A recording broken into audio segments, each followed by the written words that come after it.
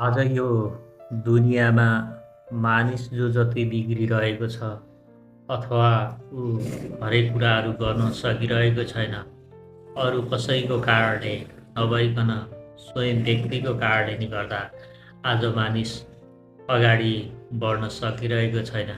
केही पनि कामहरू उसले सजिलै गर्न सक्दैन, किनकि उसलाई हरेक कुराहरू कामहरू गर्नुभन्दा पहिला उसलाई डर उत्पन्न हुन्छ।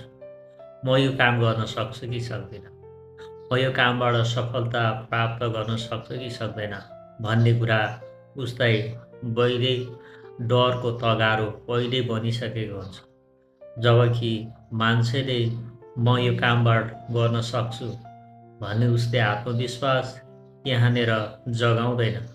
उसले यो कामबाट म असफलतातिर धकेलिन्छु कि भन्ने कुरा उसले आफ्नो मनगणन्ते धेरै बनाउँछ। उसले आफूले आफूलाई सफलताको बाटो मार्ग भन्दा पनि असफलताको भय ऊभित्र धेरै हुन्छ।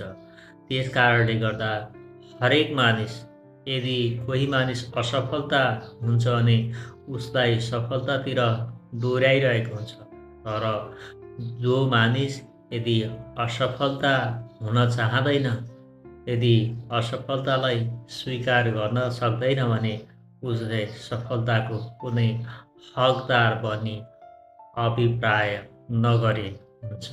त्यसैले मान्छेले आफूले आफूलाई नै बिगारिरहेको छ। कहाँ त डर, अनेक कुराहरूको भयले ऊ आफू गन्तव्यसम्म पुग्न सकिरहेको छैन।